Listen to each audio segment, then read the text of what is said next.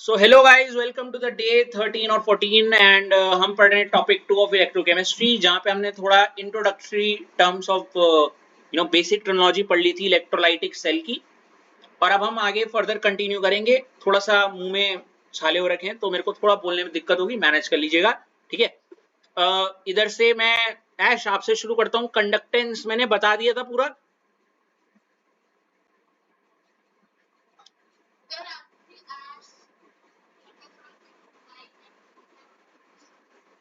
Okay, Ashlesha conductance पूरा बता दिया था,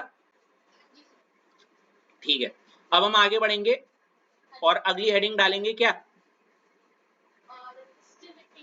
ओके, डालो हेडिंग रेजिस्टिविटी। हम्म, अच्छा, रेजिस्टिविटी शब्द सुन के आपके दिमाग में कोई इमेज आ रही है? अच्छा, मेरे आ रही है। वो आ रहा है इसका सिंबल, जिसको हम ऐसे रो रो बोलते हैं। ऐसे ये पी है ना, पी की थोड़ी पूंछ नीचे से खींच देते हैं, तो मेरे दिमाग में तो ये सिंबल आ रहा है पहले तो, ठीक है। पहले चीज, इसका पहला पॉइंट देखो, ऑल्सो कॉल्ड स्पेसिफिक रेजिस्टेंस। इसको हम दूसरे शब्दों में क्या बोलते हैं? ठीक है, इसका दूसरा नाम है, ठीक है। लिख दिया। फिर आ रहा है मेरे दिमाग में इसका फॉर्मूला, जो कि हम बचपन से सुनते आ रहे हैं, रो इक्वल टू क्या? आर ए अपॉन एल, ठीक है। कोई जानने का इच्छुक है कैसे आया या क्या? या बचपन में 10th क्लास में वो इलेक्ट्रिसिटी चैप्टर में पढ़ा हुआ है हमने, ठीक है। रो इक्वल टू क्या? R A upon. फिर इसकी देखो एक छोटी सी डेफिनेशन है, ये थ्योरेटिकल या मैथमेटिकल जो भी बोलना है। देखो क्या है, resistivity of a substance is equal to क्या अश्लेषा? रेजिस्टेंस, है ना। When length is 1 metre and area of cross section is क्या? 1 मीटर स्क्वायर। जिसको नहीं पता है मैं बताता हूँ क्या बोलना चाह रहे हो। देखो सबको पता है रो का फॉर्मूला क्या होता है? आर ए ओवर एल, जहां पे आर क्या है अश्लेषा? ए होता है क्या? Area of cross section. जैसे अगर ये कोई रॉड है ऐसे मान लो, ये जो भी है, तो ये इसको बोलते हैं एरिया ऑफ क्रॉस सेक्शन।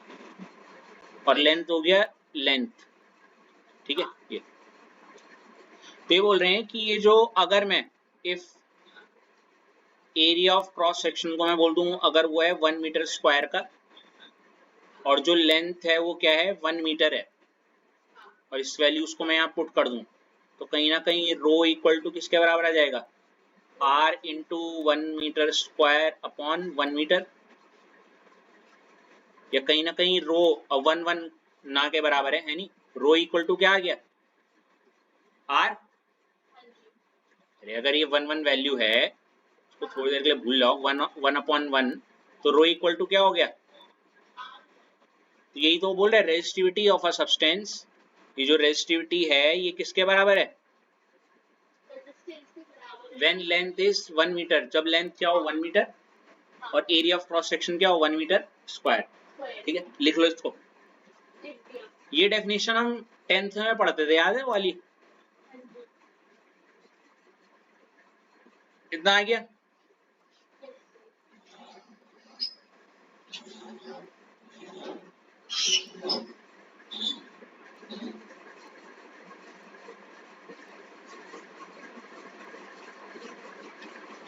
फिर अश्लेषा अगला पॉइंट देखो क्या है? क्या है? यूनिट। किसकी यूनिट? देखो रो का फॉर्मूला क्या होता है? एल। रेजिस्टेंस की यूनिट क्या होती है? ओम। एरिया ऑफ क्रॉस सेक्शन की मीटर अपॉन मीटर। मीटर से 1 मीटर कट गया, तो रो की यूनिट क्या आ गई? ओम मीटर, ठीक है। लिख लो इसे।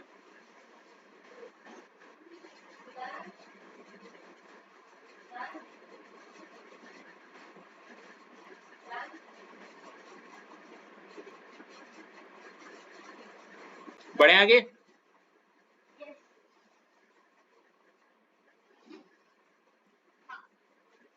अगला ऋषभ आपकी टर्न। गुड, अगली हेडिंग डालो, क्या है? कंडक्टिविटी। नया शब्द है आपके लिए, है जी, पता है आपको?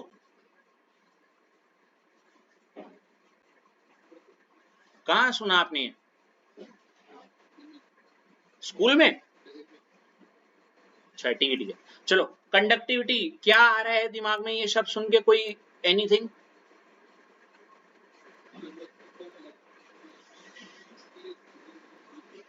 अच्छा, मेरे दिमाग में आ रहा है इसका सिंबल कंडक्टिविटी का। ठीक है, देखो क्या होता है, ऐसे के बनाओ और के की पूंछ को थोड़ा ऊपर टेढ़ा कर दो और इसको हम प्यार से बोलते हैं क्या? बोलो, कापा। ठीक है, नॉट पापा, कापा, कप्पा। ठीक है, पहला पॉइंट हो जाएगा इसका। चलो सिंबल तो हो गया कंडक्टिविटी का। ठीक है, फिर इसका फॉर्मूला देखो क्या है, कप्पा इक्वल टू 1/रो। पी बना और पी की पूंछ टेढ़ी कर दो। ठीक है, फॉर्मूला डन। अगला पॉइंट पढ़ो जरा, क्या है ये?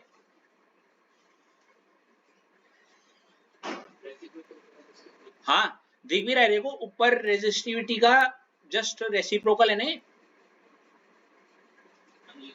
मतलब जो रेजिस्टिविटी रो था उसका रेसिप्रोकल 1 रेजिस्टिविटी ही क्या होता है? कापा। तो it is reciprocal of resistivity. ठीक है, लिख दो इसे।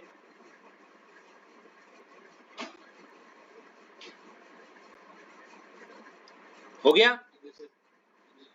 अगला पॉइंट देखो, also called specific conductance. Okay, अभी थोड़ी देर पहले जैसे रेजिस्टिविटी को बोला था स्पेसिफिक रेजिस्टेंस, है ना, ऐसी कंडक्टिविटी को बोल दिया स्पेसिफिक कंडक्टेंस। ठीक है, दूसरा नाम लिख दो।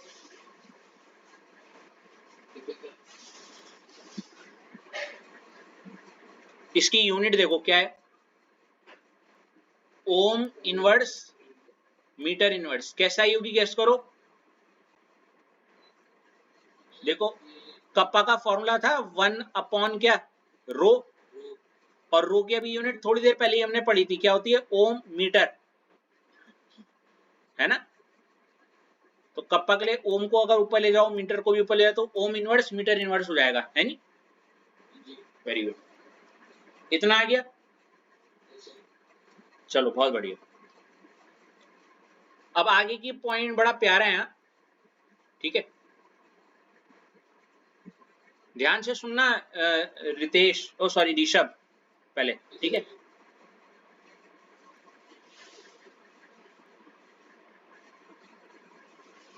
पहले तो मैं आपको ये मौका दूंगा कि आप इस वाले पॉइंट को जरा थोड़ा अपनी भाषा में एक्सप्लेन करना चाहोगे, क्योंकि आपने बोला कि मैंने क्लास में सुन लिया है, इसीलिए।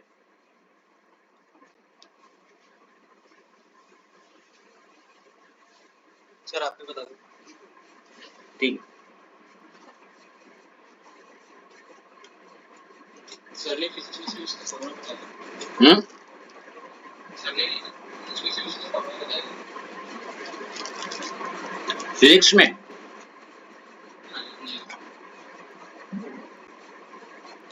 चलो मैं बताता हूं।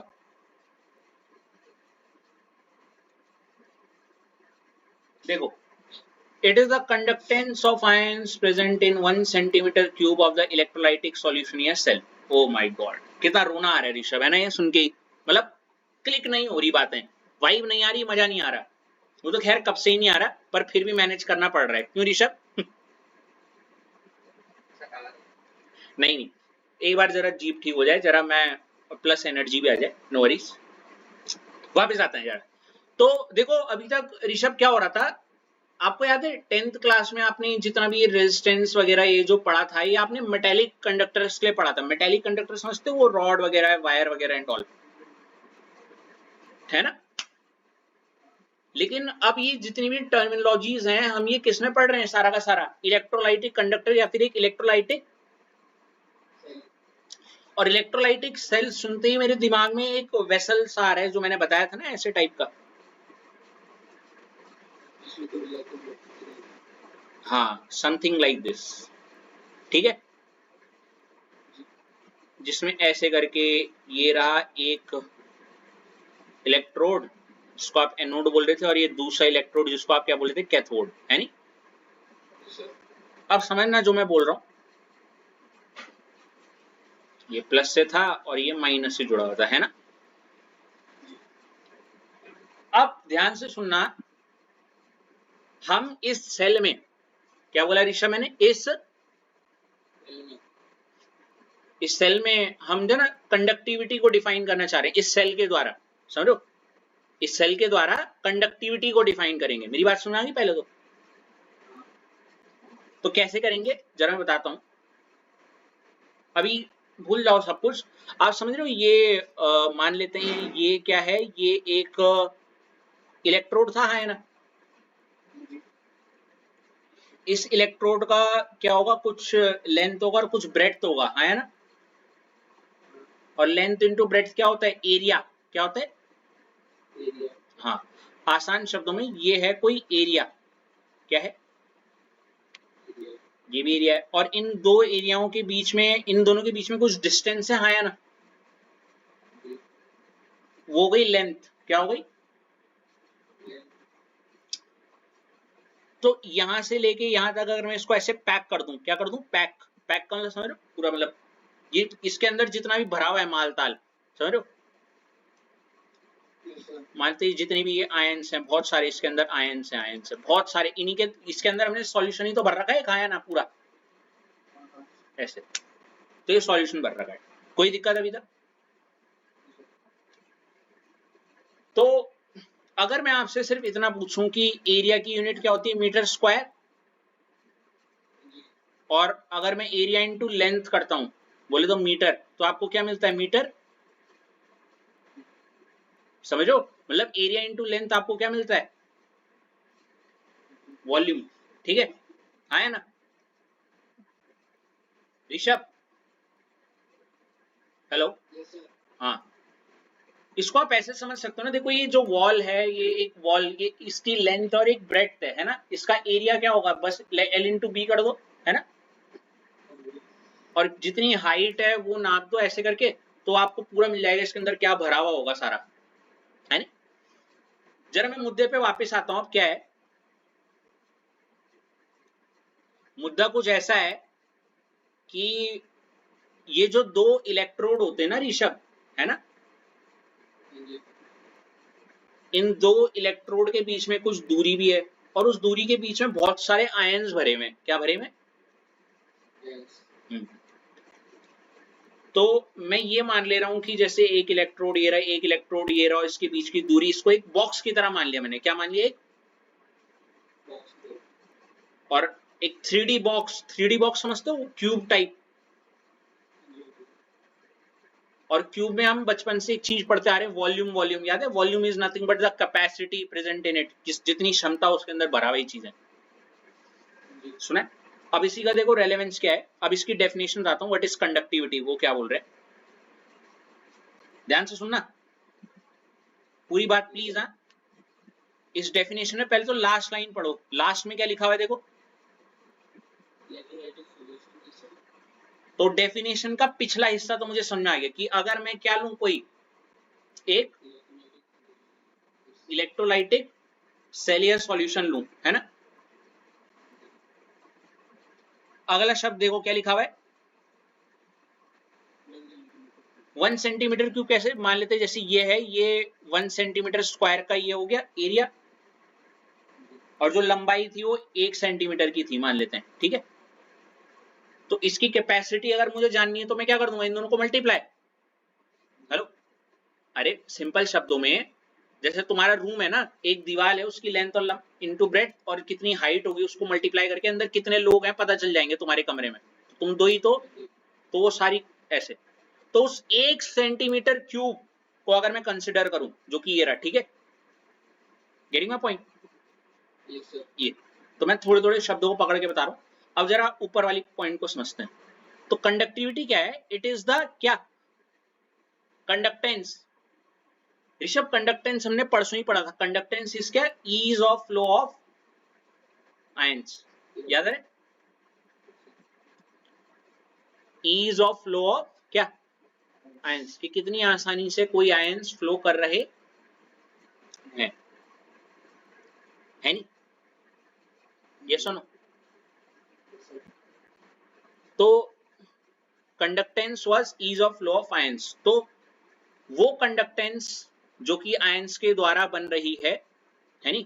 मान लेते इसके अंदर दिख रहे हैं ये दो आयंस ऐसे करके, हाँ जी। ये ऐसे ऐसे फ्लो कर रहे हैं इसके अंदर, है ना? तो it is the conductance of ions present in क्या? But make sure present in क्या? Only 1 centimetre. 1 सेंटीमीटर क्यूब, जो कि मौजूद है उस 1 सेंटीमीटर क्यूब के अंदर ऑफ क्या? Electrolytic cell. हाँ, अगर ऐसे क्लिक नहीं हुआ तो मैं आपको एक बड़ी प्यारी सी चीज बताता हूं, ज्यादा फायदे में रहोगे।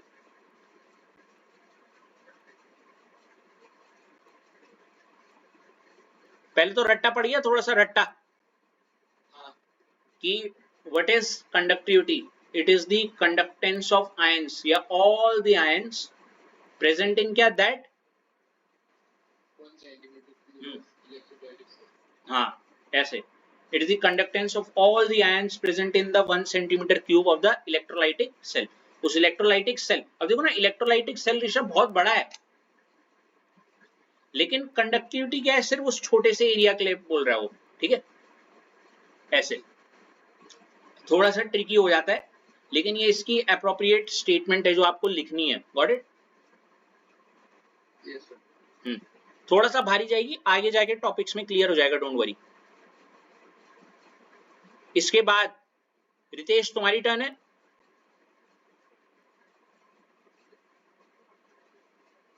रितेश आपकी टर्न है। डोंट वरी, अभी आगे कवर हो जाएगा वो, डोंट वरी। अगला हेडिंग डालोगे आप क्या? Cell constant. क्या डालोगे? Cell constant. Cell constant, cell का कांस्टेंट मतलब क्या? मुझे तो ऐसे कुछ क्लिक नहीं आ रहा। आपको कोई पिक्चर आ रही है इसको सुन के? नहीं सर। हाँ, कोई बात नहीं। देखो, मैं वैसे अगर इसके नाम से इसको बताना चाहूं, वैसे तो मुझे सेल कांस्टेंट सुन के रितेश, मुझे ना सिर्फ यही आता है इसका सिंबल, जो कि क्या है? जी स्टार। क्या होता है? जी स्टार। अब अगर मैं इसके नाम को आपको बताना चाहूं रितेश, सेल का मतलब मेरे दिमाग में वो इलेक्ट्रोलाइटिक सेल आ रहा है, ठीक है? हाँ सर। कांस्टेंट, कांस्टेंट मतलब कोई ऐसी चीज जो बदलती नहीं है ना? एक्चुअली होता क्या है रितेश, कि जैसे हम कोई सेल बनाते हैं ना, इलेक्ट्रोलाइटिक सेल, ये उसकी एक ऐसी प्रॉपर्टी है जो किसी भी सॉल्यूशन की नहीं बदलेगी। मतलब समझ रहे हो? जैसे आपकी शक्ल नहीं बदलेगी, मतलब एक कांस्टेंट है, वो नहीं बदल सकती, ठीक है? ऐसी किसी भी सेल के लिए एक उसकी प्रॉपर्टी है जिसको हम क्या बोल रहे हैं? सेल कांस्टेंट, जिसको फिलहाल हम किससे डिनोट करते हैं? जी स्टार। जी स्टार। तो आइए इसके बारे में थोड़ा और पढ़ते हैं। बहुत प्यारी चीज है ये। देखो, पहला ही पॉइंट देखो, जी स्टार का फॉर्मूला लिखा हुआ है, दिख रहा है आपको? Yes sir. G star is nothing but क्या? एल अपॉन ए।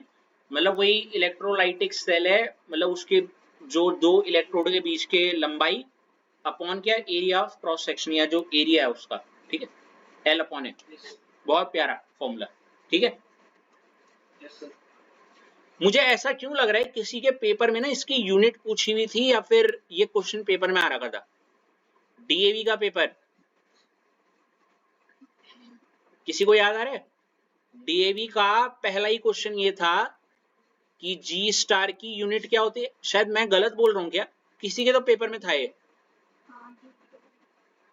निकिता, डीएवी था क्या? सेकंड थर्ड था, पहला नहीं था, सॉरी, पहला कुछ और था शायद। उसके बाद रितेश इसकी यूनिट देखो, देखो लेंथ की यूनिट क्या होती है? मीटर, और एरिया ऑफ क्रॉस सेक्शन की मीटर स्क्वायर। तो इससे ये कट गया, तो 1 अपॉन मीटर ही आ रहा है। और मीटर को अगर मैं ऊपर लिखना चाहूं तो कैसे लिखूंगा? मीटर। तो इसलिए इसकी यूनिट क्या होगी? वेरी गुड, लिख लिया, बहुत गुड।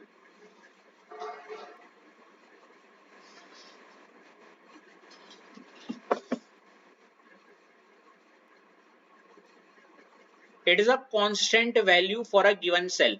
कोई भी सेल जब आपको क्वेश्चन में जब वो बोलेंगे ना कि ये एक सेल दे रखा है आपको, ठीक है, तो for a given cell cell constant is this, तो वो उस गिवन सेल के लिए हमेशा क्या रहेगा, कांस्टेंट। जैसे वो के एफ के भी था ना वैसे ही, ठीक है, इसको भी लिख लो, वेरी गुड।